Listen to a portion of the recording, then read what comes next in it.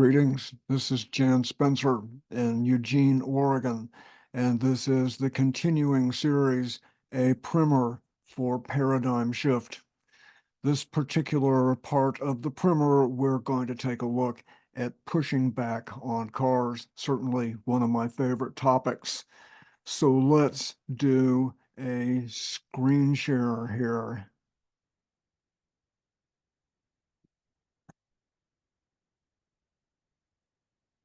Very good. This is Wednesday, March 20, 2024. My website is suburbanpermaculture.org. So, as I mentioned, this is the continuing series, A Primer for Paradigm Shift. You can find the previous 6 parts of this series on YouTube. If you go to YouTube and search Jan Spencer Primer, by magic, they'll all show up and you can take your choice. You can start out from the first to the second and through the entire series, or you can pick and choose what you like, but best to see them all in order because there is a chronology. Early on, I describe why we are interested in paradigm shift, a little critique of capitalism. So I also want to mention, of course, this being on YouTube, you can pause the presentation when you like to take a closer look because there's a fair amount of text and visual content in this presentation. I'm not going to go into all that detail. You can pause and you can take a closer look when you like. This is a primer for paradigm shift, a society that lives within the boundaries of the natural world and brings out the best and positive human potential. That's an important part of paradigm shift to me, an economic system that is honest, accountable, and serves the healthy goals of an uplifted society. Sounds good. That's another part of paradigm shift, and of course, the restoration of the natural world. Some of my favorite principles and ideals for paradigm shift are, of course, permaculture and also the principles of the world's great spiritual traditions. And here are those principles, those ideals. And over the course of composing this primer, I just come up with, I think, very interesting sentences that say a lot in a short amount of space. And I'm just going to read a couple of them here. And of course, you can pause and take a closer look, and you might come up with some of your own short but powerful statements of your own. A significant amount of paradigm shift can manifest in our own lives and homes with families, friends, and neighbors as soon as we choose to prioritize what we do with our own time and money.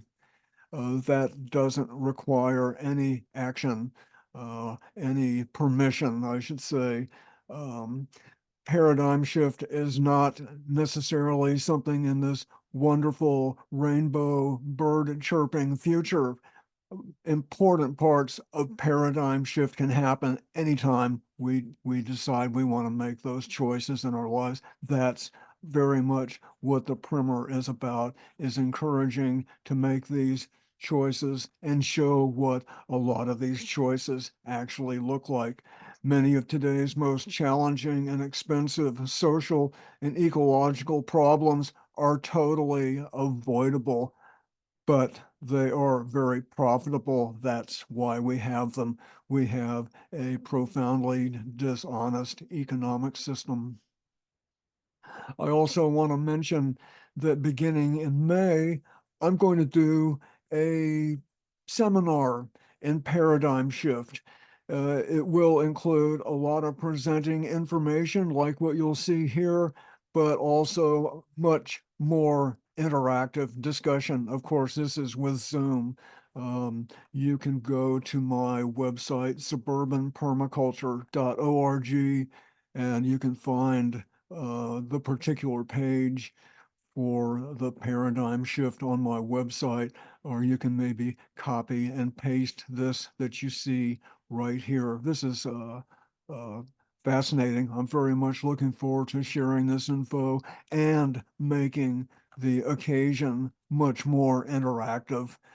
Critique of capitalism, aspects of paradigm shift, transforming a suburban property, more examples of paradigm shift, taking paradigm shift to a wider audience, look at paradigm shift here in Eugene, pushing back on cars, again, of course, an important part of paradigm shift. And these, again, these are the paradigm shift videos on YouTube. I've written a number of articles for Resilience. That's the online magazine of Post Carbon Institute. I should have a long article in the next issue of Permaculture Design. They asked me to write an article about transportation. That should be coming up towards the end of March. It's both hard copy, but also it's online as well. That's Permaculture Design Magazine, a permaculture look at transportation. And we're going to touch on that here as well. So the contents of this presentation, um, I'll explain why cars are a sort of proxy for our economic system. We want to take a close look at a history of cars, um, pushing back on cars at home at small scale, very interesting. And then these are just different popular examples of pushing back on cars. Many of us know about critical mass bike rides, maybe even participated. Parking Day.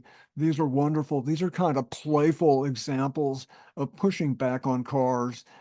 Community plazas, a program in New York City. A good number of freeways have actually been defeated as well. I've been reading articles about highways and automobiles. I'd like to read a lot and finding more articles in regard to highways that need to go away and automobiles. Depaving is another very interesting part of pushing back on cars. We'll see some pictures of depaving in different places.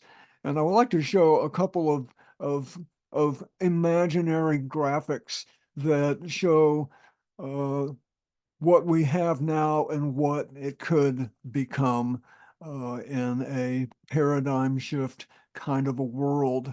Suburbia, what could a suburban block look like? What could a suburban strip mall become? And of course, bits and pieces of these nice, wonderful, good ideas already exist to some degree. We just need to see more of this happening.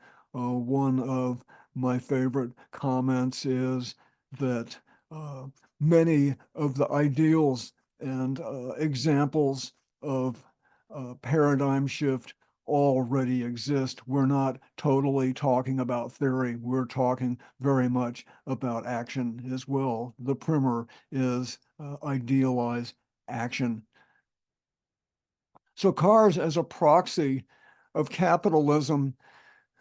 Capitalism exists to generate economic activity. That's okay. It's just when is there enough economic activity? What is the consequence? What's the environmental and social consequence of economic activity? I think it's fair to say that we've crossed some lines here in our affluence in modern day America and much of the world too. This is not only a problem in the United States, it's global. But the United States is kind of out front with its transgressions, in my opinion. I've done a lot of traveling and I've seen a lot of other places. And what's average and typical in the United States is not so common in most other parts of the world. Cars in suburbia are perfect examples of how the logic of capitalism pushes overconsumption of energy and resources simply to produce more economic activity. Legitimate needs like shelter and transportation are pumped up in material and bling, fancy, far beyond what is necessary to provide comfortable shelter and useful transportation. We do not live in a sensible society. Capitalism and its social engineering prefers people to be consumers rather than responsible and accountable citizens. And of course, you can take a moment and read the rest of this if you like. This is just a an image of Eugene. This, of course, where I live. I live right around in here. This shows this orange different divided type of highways that were never built. These aren't interstate highways. This is not interstate right here, but these are divided highways that at one point were in the queue to be constructed, but good for the people at that time in the 60s and 70s. Uh, it was decided not to build this. We do have a belt line that is interstate grade. This is Interstate 5 right here, but some losses in terms of highways being built, but some good consequence in that a lot of highways were never built in Eugene that were planned, and it would have changed our community a great deal if they had been built. So a brief critical history of cars. So this is picture almost certainly Manhattan, probably 1900, 1895.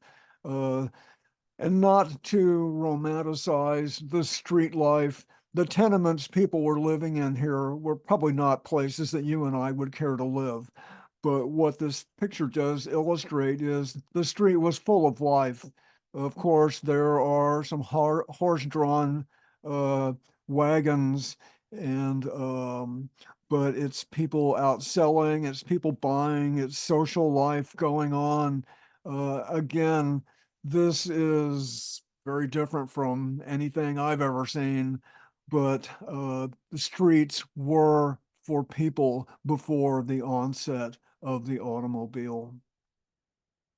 The rise of the car, um, surprising to many, modern commuting predates the automobile by almost 100 years. This is a steam ferry that connected Brooklyn with Manhattan. When the steam engine became dependable enough to actually put a schedule on it, Brooklyn became a commuting suburb of Manhattan in the early 1900s.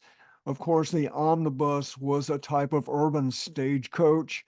There was the horse railway, this trolley type looking vehicle pulled by a couple of horses or a mule. And then, of course, in the later 1900s, trolleys became electrified. This, of course, was a big deal. This is the trolley. And interesting also that trolleys had a big hand in spread out urban development. In the United States, many trolley companies were land development companies. They would build a trolley line out to cheap land where they would develop residential and we're spreading out cities. Trolleys had a big hand in creating sprawl, but trolleys also a part of the iconic transit-oriented development where there was a trolley stop. Usually there would be businesses there. People could get off the trolley and stop by the store and buy some things for dinner and then walk home.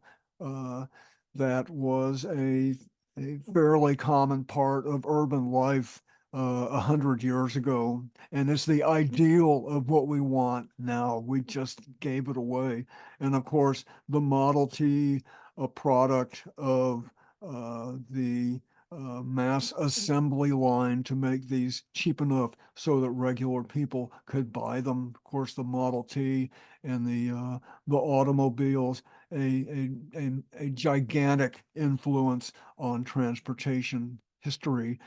And of course, uh, early in the years of the automobile, the stoplight was invented to regulate traffic. You can look at this street here. This is even in 1914, and you don't see so many people in the streets.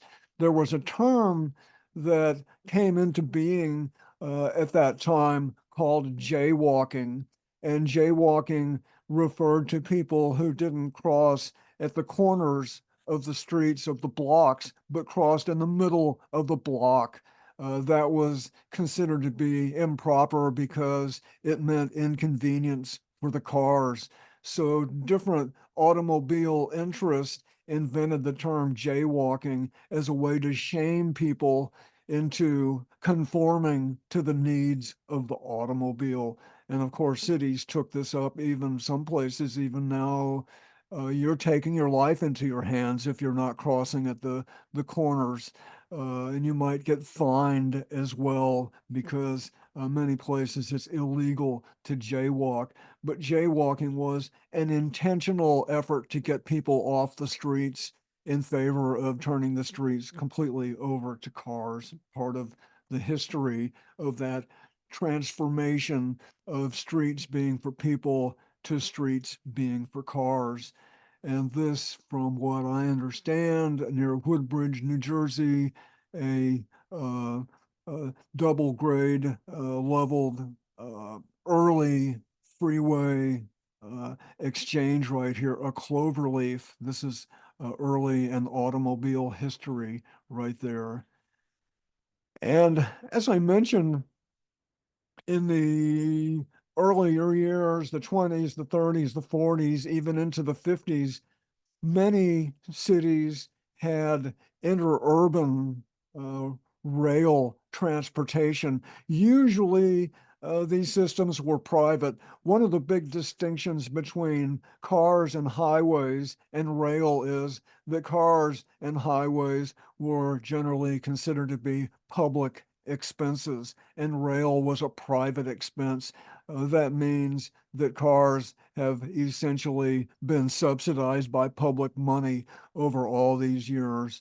And rail was private enterprise. Certainly, automobiles had a big attraction. They were certainly promoted. Humans like something like cars, but there's a fair amount of skullduggery that goes on with the decline of rail transportation over the past century. We'll take a little bit of a look at that as well. But this is Los Angeles right here. This is downtown.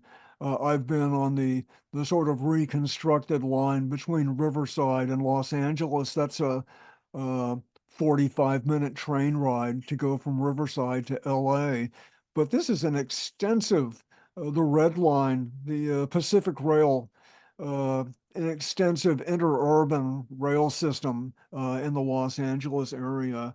I used to live in Dallas. I used to live in Denison. This is a rail system that existed in north central Texas. It predates me being there, but just imagine the rail access, rail transportation was far, far better 80, 90, 100 years ago than it is now. This is basically all gone, although Dallas does now have a little bit of light rail in the city. And actually, I've taken the light rail from Dallas up to Denton. I went to college in Denton, took a bicycle on that. That's really great. I've been between Dallas and Fort Worth. There's actually light rail to the regional airport up here. So many cities have made an effort to try to um, reconstruct part of the former rail transit systems, but it's extremely expensive, and it's you can say it's a shame that we don't hadn't maintained and upgraded what we had all these years, that's not what happened. We'll see a little bit more about that with some of these upcoming slides. But this is what the rail used to be between Eugene and Portland. Of course, Amtrak now runs between Eugene and Portland, 2 trains a day. Um, this was a interurban that made stops in all these different places. And back in the 1920s, there were a dozen trains every day between Eugene and Portland, and now there's 2. There's a story behind the loss of rail transit. Suburbia, which of course is a Siamese twin of automobiles. You really don't have one without the other. They're both mutually dependent on each other. But suburbia has benefited by history.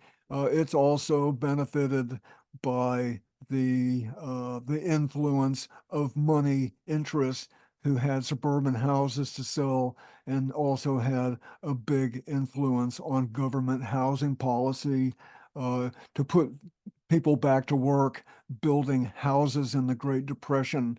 World War II, there was an enormous housing shortage. The choice was made to build suburban houses rather than more dense urban housing. Uh, Government policy enormously benefited suburban development. Um, there were government guaranteed mortgages to encourage suburban construction and suburban home buying.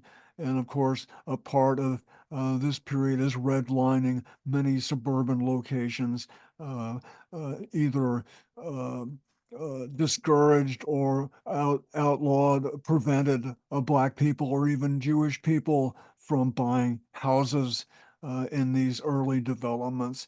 The interstate highway system, of course, beginning in the mid 50s, was supercharging automobiles, um, opening up a lot of cheap nearby property for suburban development.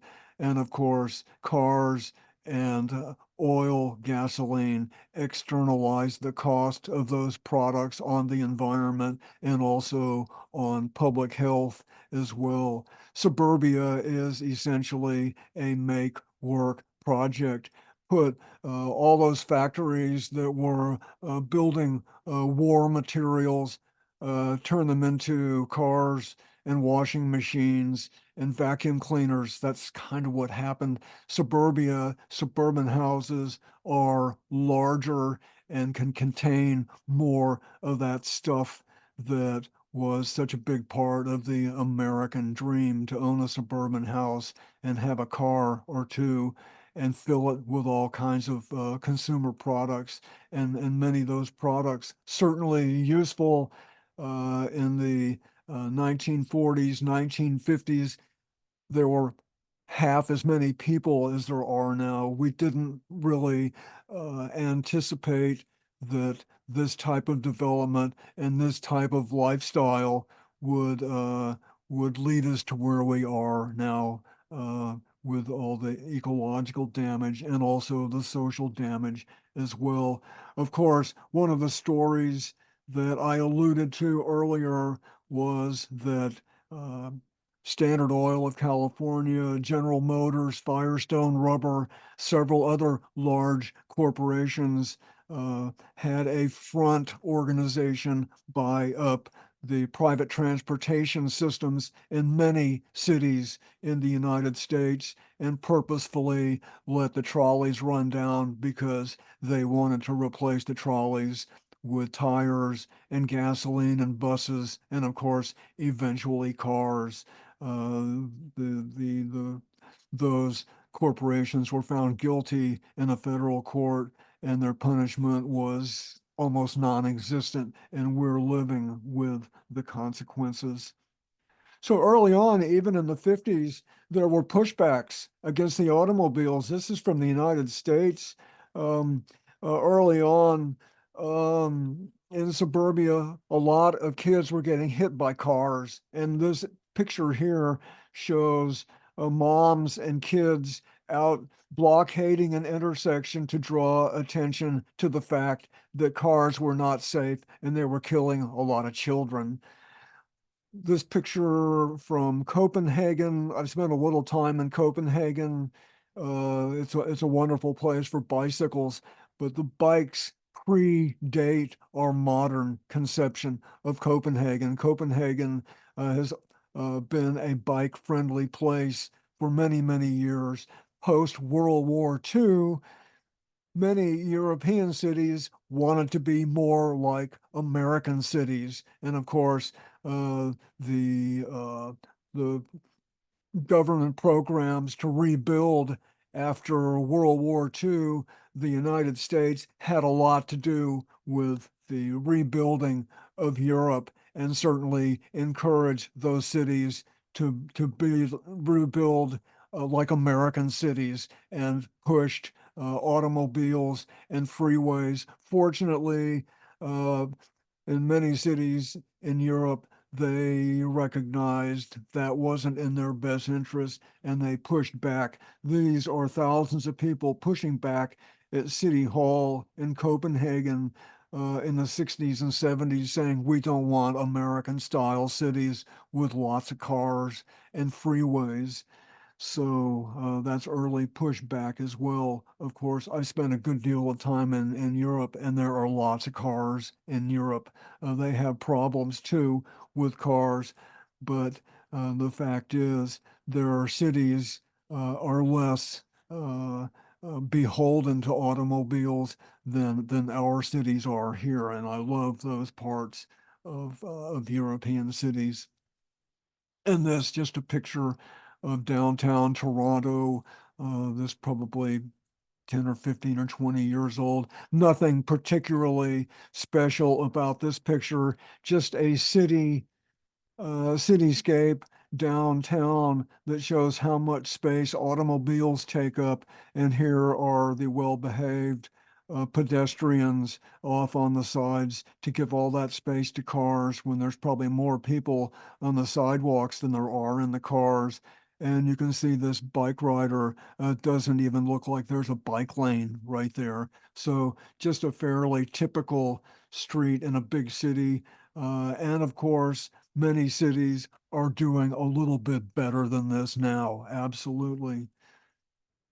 And this Las Vegas suburb is looking pretty automobile dependent, remarkable.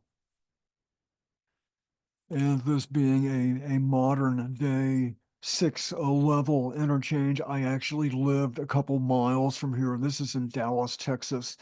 uh, Between you and me, before this was all built here, there was a country road here named Valley View Lane, and there was Central Expressway, but it was just two lanes in each direction. It was divided. This would have been in the late 1950s.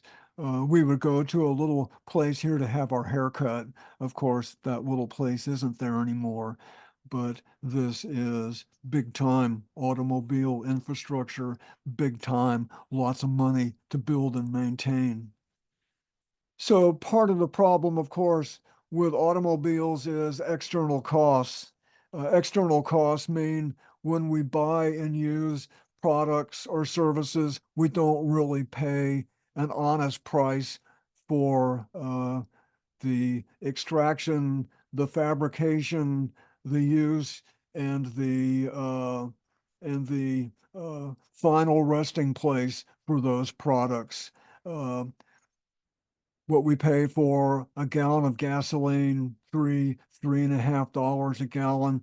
If the true price of gasoline that accounted for the pollution, the accidents, the ugly urban landscape, the time lost in traffic jams, climate change, the damage done where a lot of this oil comes from, ruining the livelihoods of many people in other parts of the world. A gallon of gasoline uh, could more honestly be 20, 25, $30 for a gallon of gasoline. Basically, our economic system is subsidized at the rate of trillions of dollars by external costs. That means the person who buys the product, they don't really pay for what that product does. Public health pays, the environment pays. The well-being of our society suffers because of the dishonesty of capitalism and the consumer culture. This is a fascinating graphic right here. It shocked me when I first saw it. I don't have any formal education in urban planning or land use, but I have a great interest in the issue. Um, this is Atlanta, Georgia, and this is Barcelona, Spain. Both of these urban areas have similar populations, Barcelona and Atlanta. This is the regional urban footprint of Atlanta, and this is the regional urban footprint of Barcelona in scale. Atlanta takes up what 25 times more space than Barcelona. I've spent a good bit of time in Barcelona and I absolutely love Barcelona. It's a very bikeable. I wouldn't even care to go to Atlanta. So this is a typical more recent Sunbelt kind of urban development in the United States. Houston, Dallas, Phoenix, Denver, it would look pretty much the same. Uh, of course, European cities are much more compact as well. And this is a fascinating comparison here. What we have are different countries here, and then here we have different cities in these countries, and these bars represent the percentage of trips away from home in each city that are made by bicycles. So this is a comparison. This is Australia. You've got like Melbourne is 2% of people who live in Melbourne might ride a bike. Portland, Oregon, which of course is the more or less poster child of bike riding in the US, and Portland has some wonderful places to ride a bike, absolutely. But consider the 3.5%, Copenhagen close to 29, Amsterdam 27.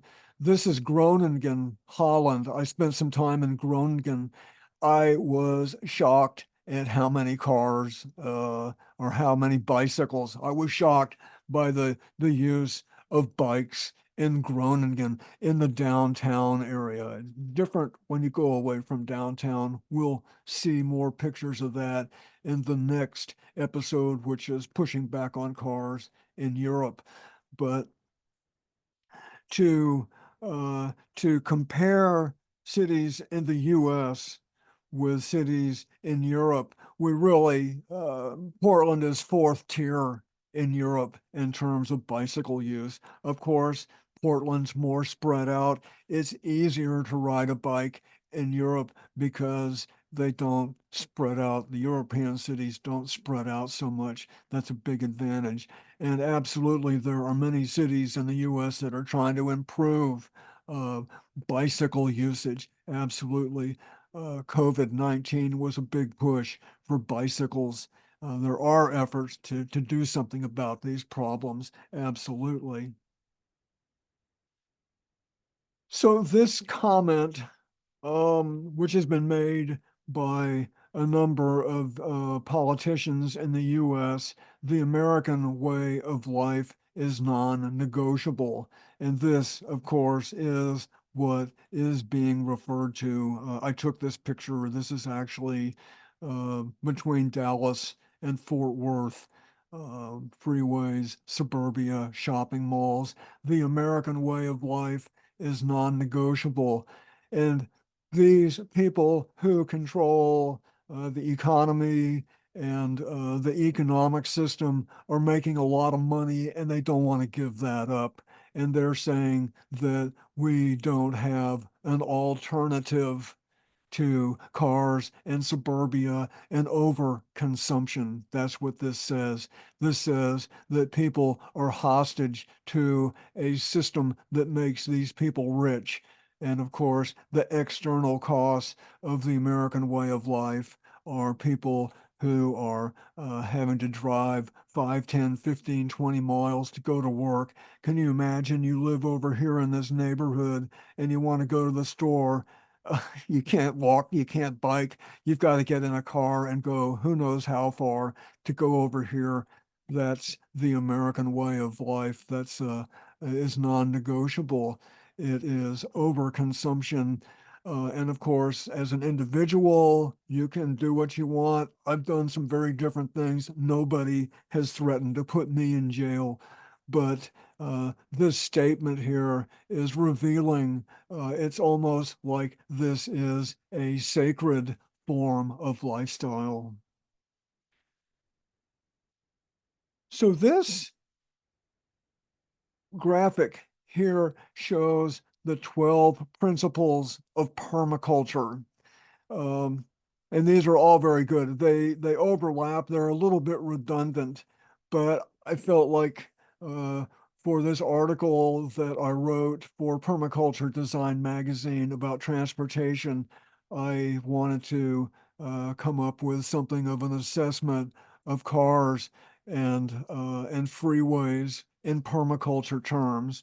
Uh, Principles of permaculture apply self-regulation and accept feedback. Highways and and cars are not accepting the feedback that this is tragically damaging our well-being. Use and value renewable resources and services. Cars and freeways are pretty much the opposite of renewable. Uh, uh, what about electric cars? I don't have a high regard for electric cars. If 20 people were sharing an electric car, I would say good. I can feel decent about that. But the system doesn't want to change. Electric cars are just another greenwash product to try to maintain and prop up what we already have.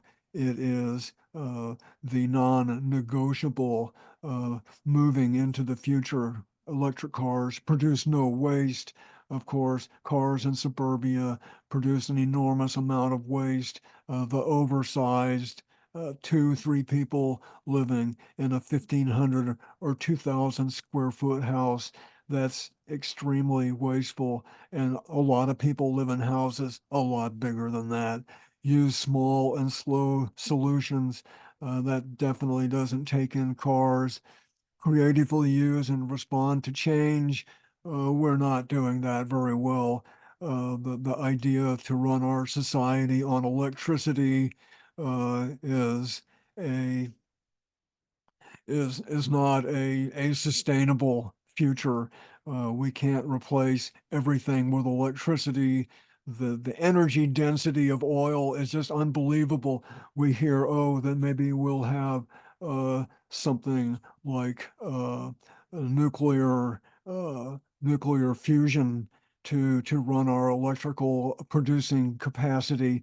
Well, when you see what humans have done with essentially almost the free energy of petroleum, 1 unit of energy in and 100 out in the early years. And you see the mentality of what capitalism has done with essentially a free ride. It's frightening to contemplate what humans would do if fusion actually turned out to be what some people claim it can be, almost free electricity. I shudder to think what the market and capitalism would do with fusion power.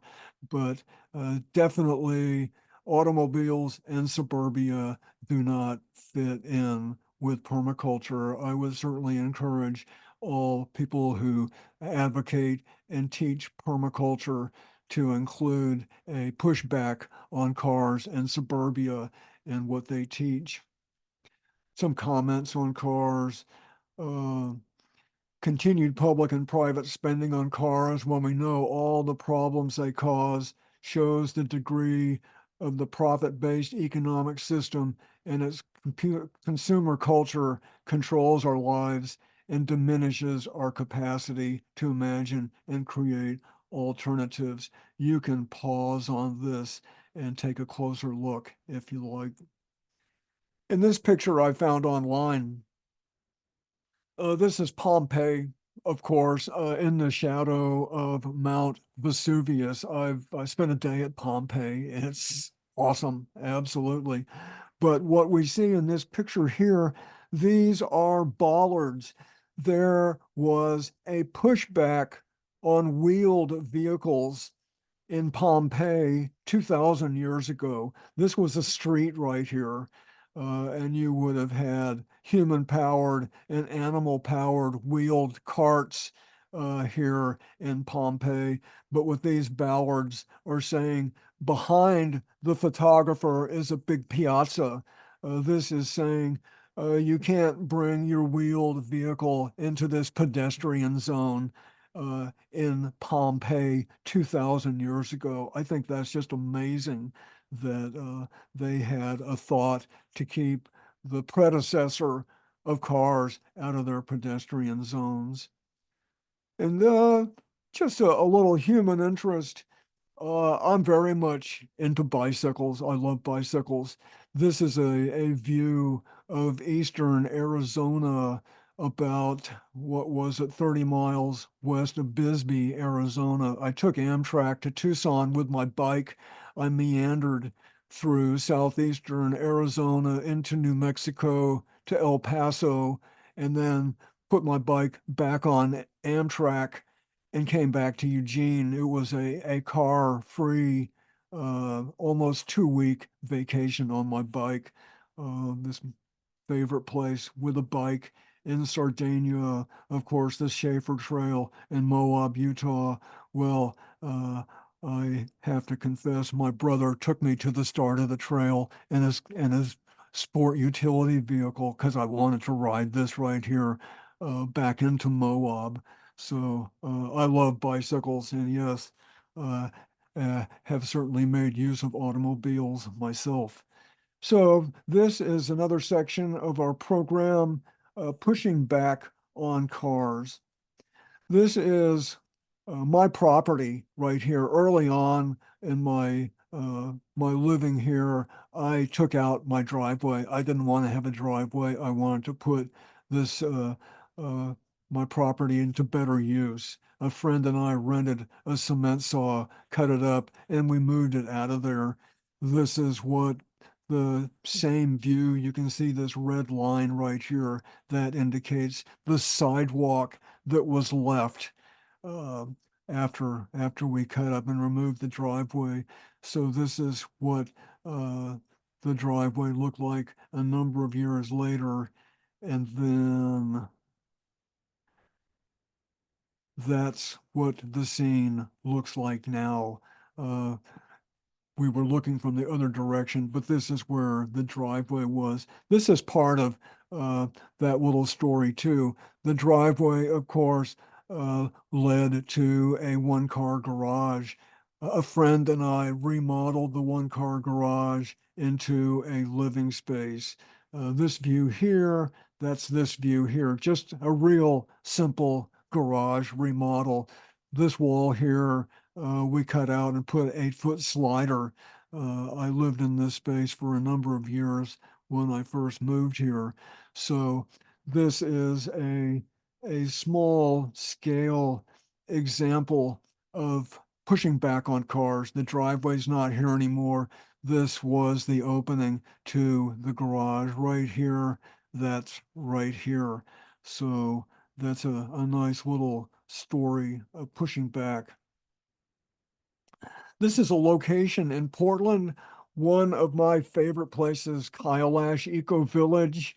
Um, Kailash deserves a book to be written about Kailash Eco Village.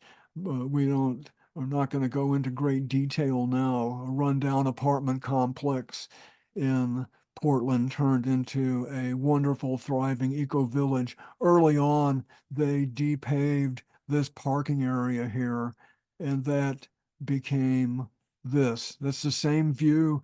This is where the parking lot was.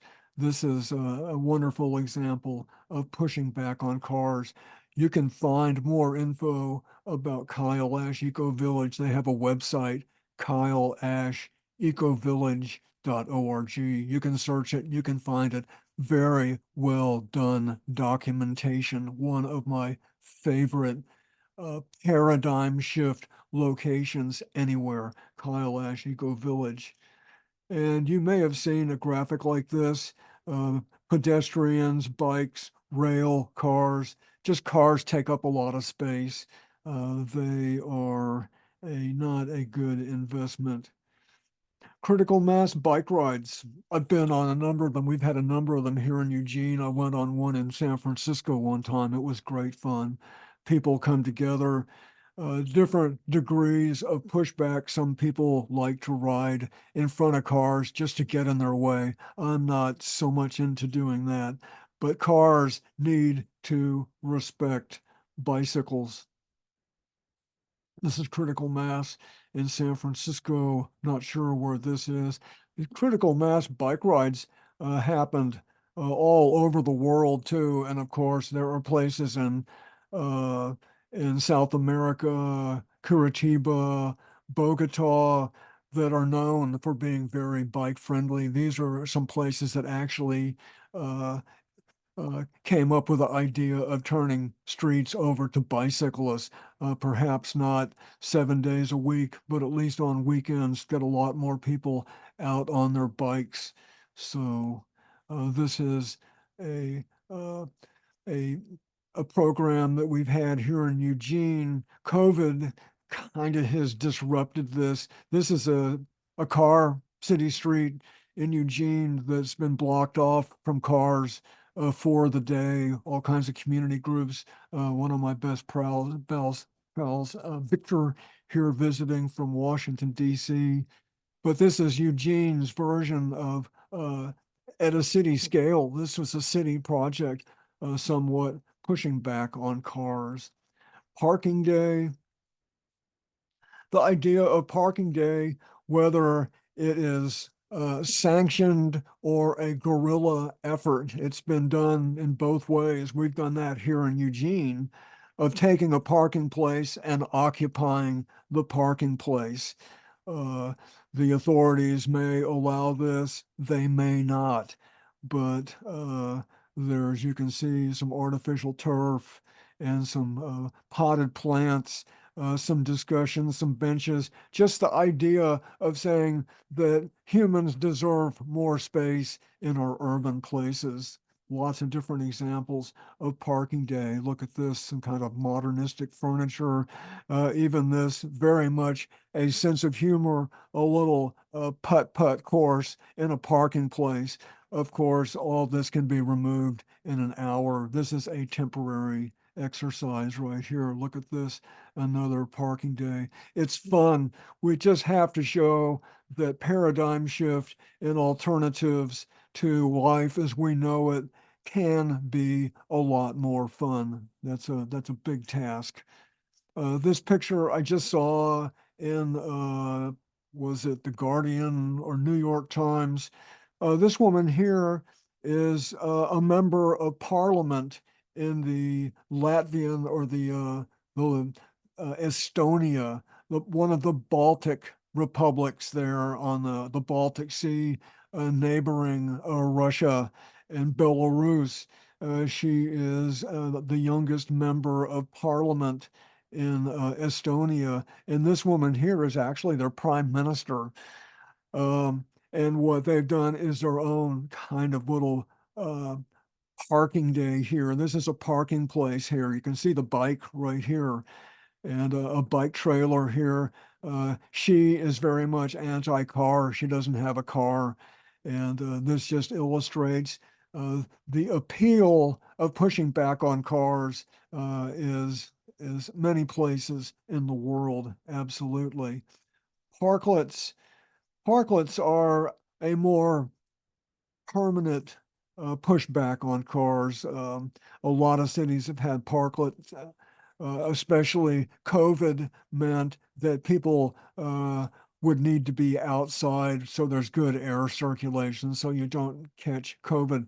That pushed this idea of parklets much further along. So this little sitting area is occupying several parking places right here.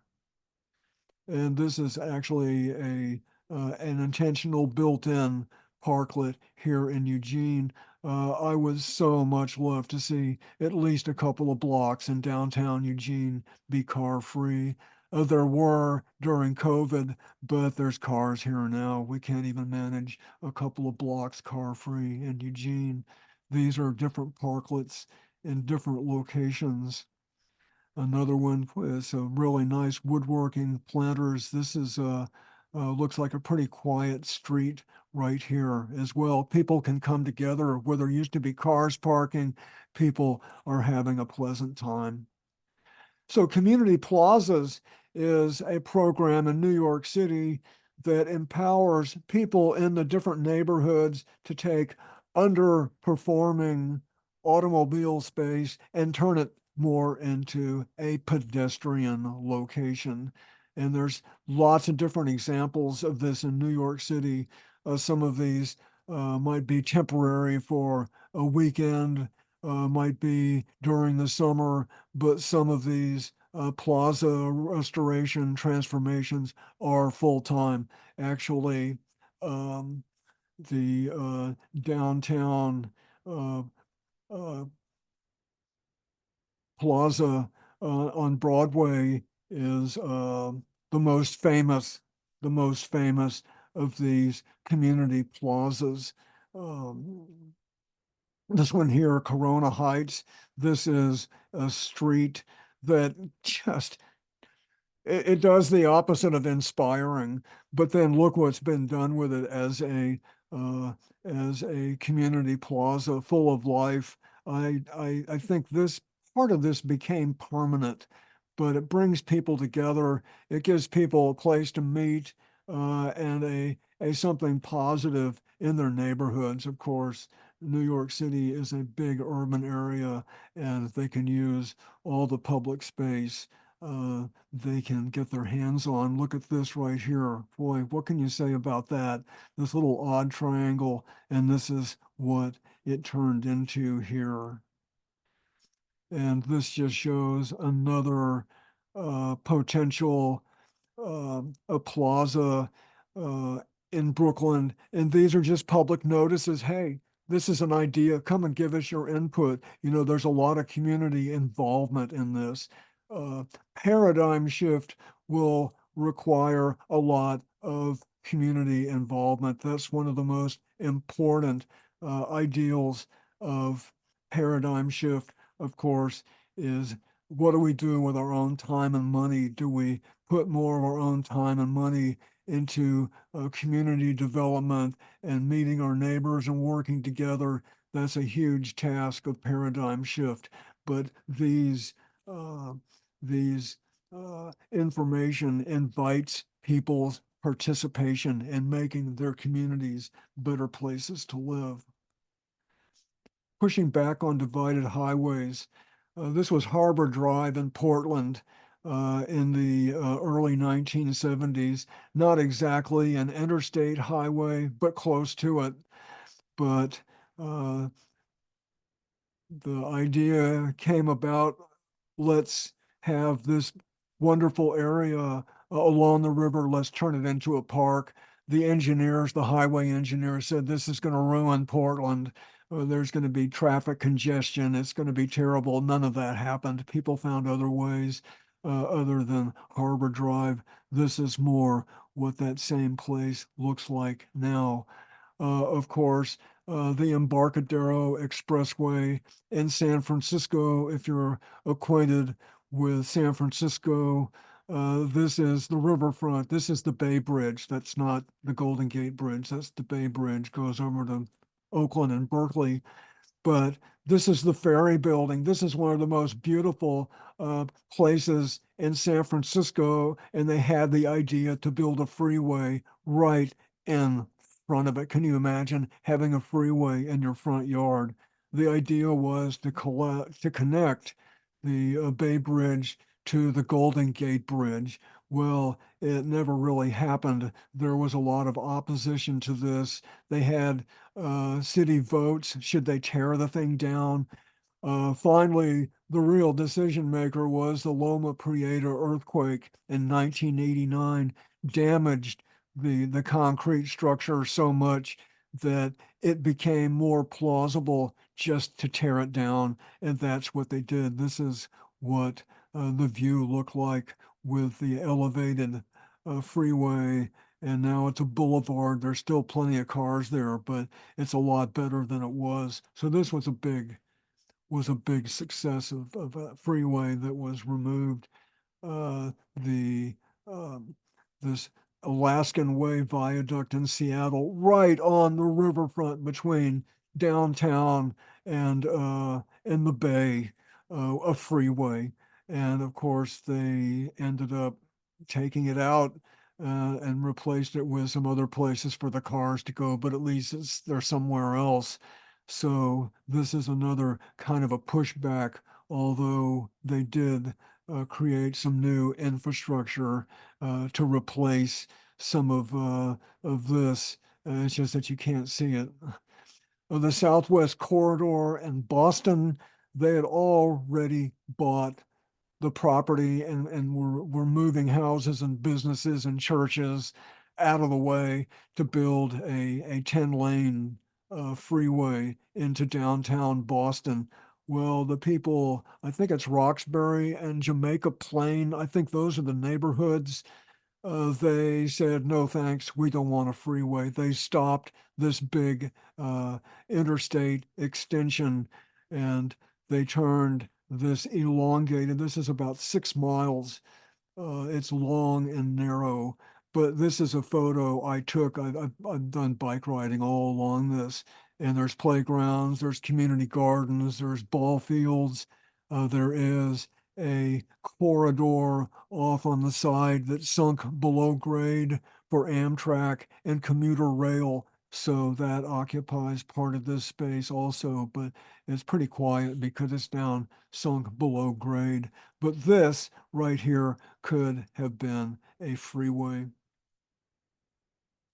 And just to kind of imagine, cars take up an enormous amount of space. We could really make bike riding a lot more attractive, a lot safer if we didn't have cars parking on the street in a lot of places. For example, this street here, take the on-street parking uh, uh, away to make room for uh, like this image here. We have these little bollards right here to provide some protection. We just really need to be imagining how can we make alternatives to the cars a lot more attractive. There's a lot of places I wouldn't want to ride a bike on busy streets, but this is just unforgivable that there's not plenty of space for a bikeway that's protected from the cars. This is an important street here in Eugene. Eugene does have some new bikeways that are protected from the traffic. And of course, all in favor of that. A lot of cities, again, are building new and upgraded bike infrastructure.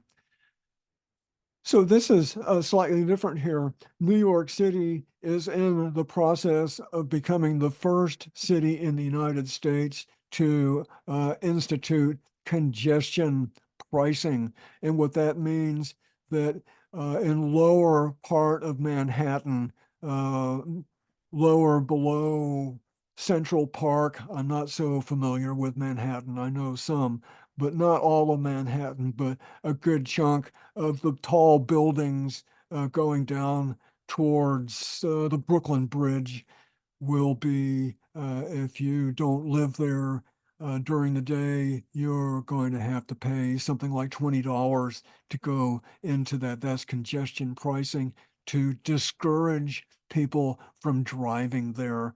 Of course, not everybody likes the idea, but there's just a growing consensus that we just can't allow more and more traffic to make our cities even more unlivable. The money raised will go to improve transit as well. That's what the story is.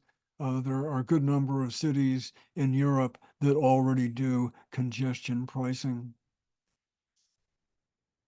This is an article pretty recent, just from late January, and this article describes how automobiles are becoming more expensive with insurance, repairs, the upkeep of an automobile is becoming unaffordable for a lot of people.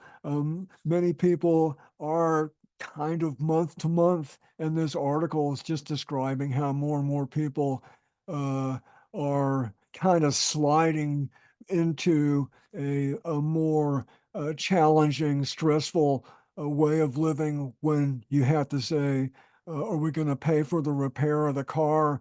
Or are we going to uh, put more nutritious food on the table?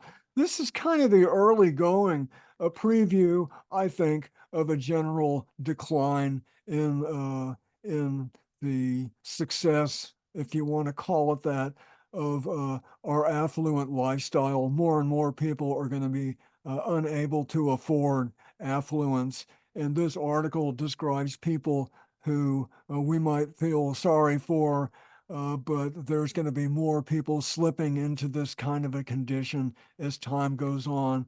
Uh, Paradigm shift offers an opportunity to downsize by choice when we still can do it reasonably gracefully.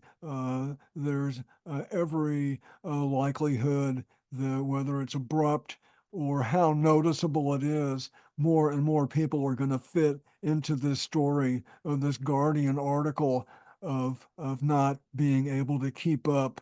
There are alternatives to the consumer lifestyle. Of course, it's difficult to live without a car. Absolutely. It's intentional.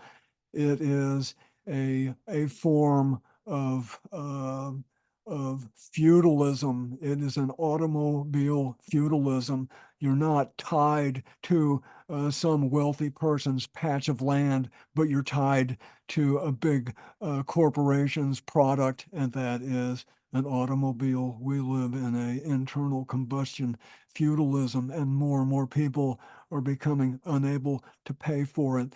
In other parts of the primer, I describe ideas, some theoretical, some in reality, of alternatives to this kind of an arrangement right here.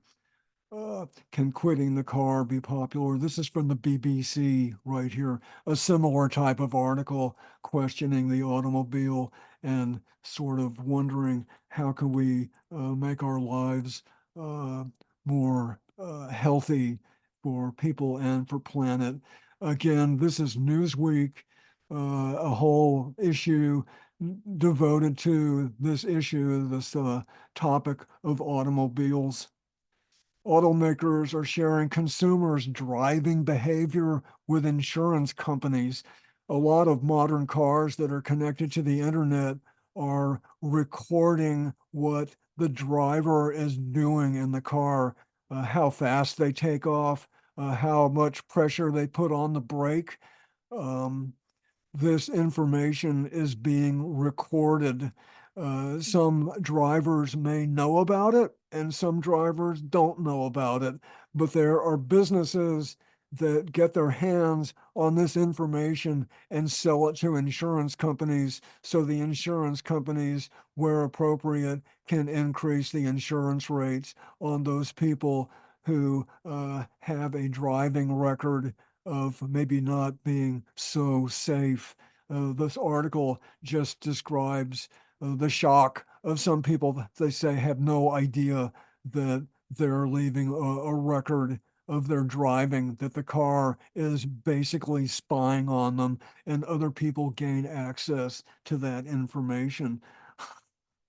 Welcome to the brave new world. This article in a website called Next City You can find that online, lots of good articles. Just describes how some parents in a part of Washington, D.C. were able to close off this street in front of the elementary school because it's just safer. This is what the street looks like. I think this is only during part of the day. This is not a permanent closure, but at least for part of the day, this makes the street safer for kids. People can mix and mingle. It's almost like a little bit of a street party right here. Hopefully, this is the foot in the door and more street space is permanently removed from cars. This article, I just happened to see profiles a number of families, how they went car free. Lots of different interesting stories right here. Depaving.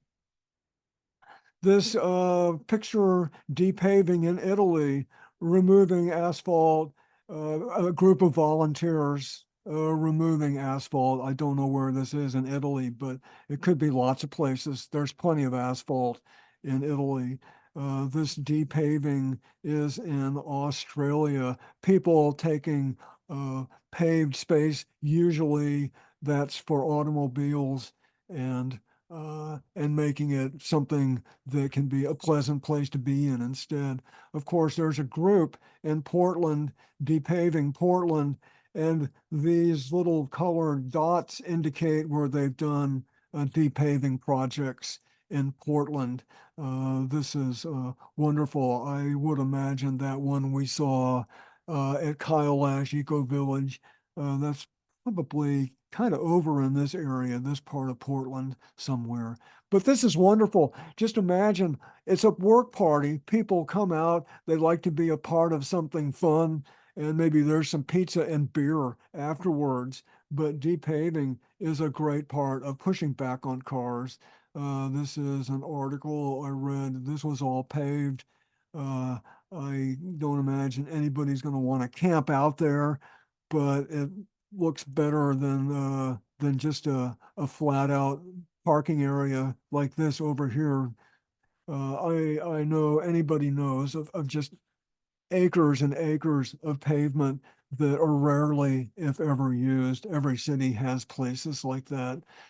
The Congress for New Urbanism periodically comes out with a listing of freeways that they make the case here are good freeways that we need to take out. Of course, many freeways, urban freeways, went through minority neighborhoods, some purposefully to damage those neighborhoods. There's lots of examples of that. This idea of replacing the current freeway with a boulevard and reconnecting those two sides of the freeway so it's a more holistic urban place once again. You can find this online. um, Freeway fighting. This is current. These are different types of freeway fights in different parts of the United States. Right now, we stopped a highway here in Eugene, the West Eugene Parkway, uh, only about 6 miles, but it would have gone through the wetlands. I was a part of a group that were able to stop that. That was about 20 years ago here in Eugene. This particular example here, this is in Houston. They want to enlarge an already giant freeway and move more people out of the way, move out more businesses, more churches. And of course, this area here is mostly a black part of town as well. Would they be doing this in other parts of Houston that are white suburban? Maybe, maybe not, but this is a complex issue. It's partly transportation, it's a quality of life, but it's also a social justice issue as well. So that's a lot of content right there. That's mostly what I have to share. There's a history of pushing back on cars. There's more need for being part of that history of pushing back on cars in our own lives. I gave my truck away last summer. I don't have a vehicle anymore. that doesn't mean I'm totally independent of vehicles. Of course not.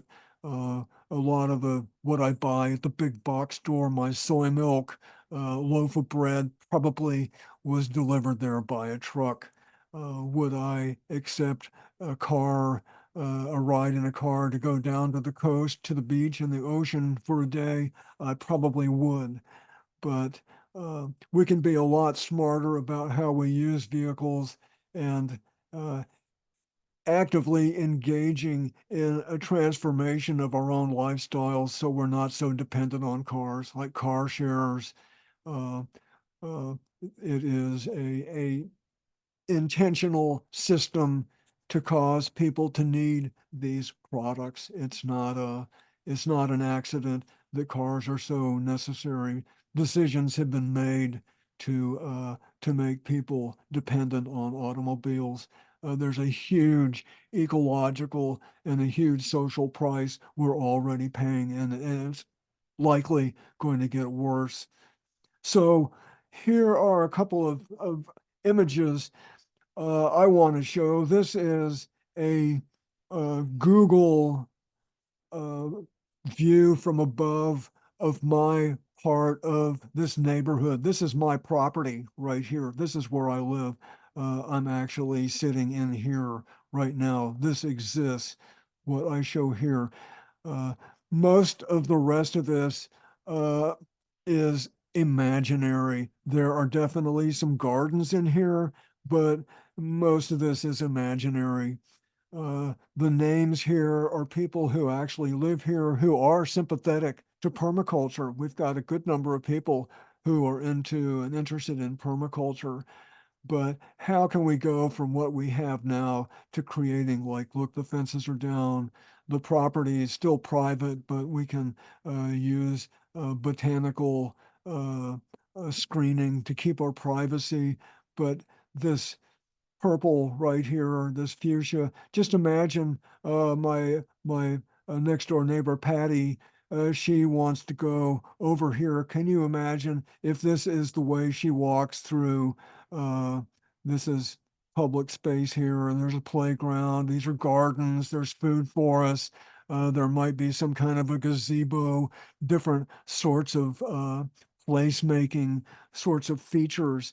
And she goes over here to see a friend. That would be, it would just be wonderful. So suburbia is here. It's just a matter of what people want to do with their time and their money.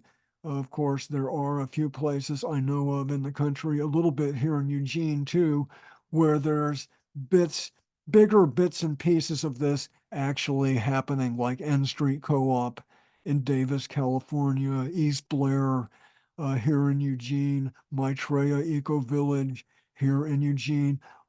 Little fragments of this already exist. I'm sure some other places I don't know about either, but this kind of an image represents a lifestyle shift. This is what one conception of paradigm shift can look like in suburbia. You have more people. These are small, kind of tiny houses. People are producing more of their basic needs at home. There's a lot more community collaboration. There might be a car share here. Say this is the neighborhood little parking area. Maybe for all these houses, there's 4 or 5 cars, instead of 25 or 30. I mean, that's the direction I think we need to be moving. Absolutely. And then this picture is a suburban strip mall. Across the street here is where I buy my soy milk at Big Box Fred Meyer. This right here is actually where my dentist is. I go to the dentist right here, and actually over here is my primary physician over here. Imagine building on this parking lot some sort of structure, maybe kind of like this. It could be, of course, this is all ideal and imaginary, but these could be eco-friendly kind of construction where, of course, you have commercial down on the first floor and you have people living up above. This could be affordable housing. Um, uh, there could be a plaza where people could meet and play music to turn this parking area into a sort of micro downtown. And then, of course, this is a fairly busy street. This is River Road. We could take one of those lanes of traffic and turn it into a place where people feel safe. They could bike, to the downtown here when they wouldn't want to ride along that road now, even though there are bike lanes on that road. But there's a lot that could happen, and you can multiply this times thousands all over the country. There's places just like this. What do we need? We need 50 million, 100 million. We need a lot of money for this kind of redevelopment. There are small examples, like in Port Townsend, Washington, with Local 2020, small examples of people being able to invest money in their local communities, in their neighborhoods, in their town, in ways that improve the life, well-being, social and ecological. Would there be enough people investing $50 million in this transformation right now in River Road and Santa Clara neighborhoods? I don't know, but there could be people with large amounts of money if there was the opportunity to put that money into a good place. But again, this type of building on the pavement and turning this large parts into residential and useful type of commercial spaces and make this safer to access by bikes, improve bus transit as well to come to this dispersed downtown. There are at least, 6 or 7 places in Eugene I know of that this could happen as well. So that means there's thousands and thousands all over the country, and bits and pieces of this already existing too. There are dead shopping malls that have been repurposed. Absolutely. Um, some of these ideas are happening in other places too. So pushing back on cars, greater resilience for an uncertain future can be good for the local economy, positive human potential, benefits the environment, can mitigate climate change, good for public health, build positive community culture, empower people as well. There's lots of benefits to pushing back on cars. So just a couple more pictures. Um, April 10th, I will do a presentation. This is a Wednesday. I'll do a presentation about pushing back on cars and public places in Europe. Uh, I've been in Belgrade years ago. I don't recall this, but this is a beautiful pedestrian place in Belgrade, Serbia. Used to be Yugoslavia. It's Serbia now. But just look how beautiful it is. Not to mention the architecture. The US doesn't have the architecture, but we've definitely got the space to create our own version. This type of downtown is not unusual in Europe. Of course, this is someplace in Holland. Look at all the bikes at a train station right here. I've seen stuff like this. Groningen, I saw that many bicycles in Groningen. And the mayor of Paris, her program is to make Paris more walkable, to make streets safer, quieter, to improve the quality of life. Pushing back on cars, absolutely. Not everybody likes this idea, but they're moving forward with these kinds of ideas in Paris. I've biked around all over in Paris, and I've seen bits and pieces of this in Paris. And then, of course, we'll take a closer look at Barcelona and their super blocks in Barcelona turning busy downtown automobile intersections into parks with no cars making noise and pollution. So we'll take a closer look at Barcelona and a lot of other places in Europe as well. I really like Europe. Europe is not perfect, of course, but it has a lot of features that I like.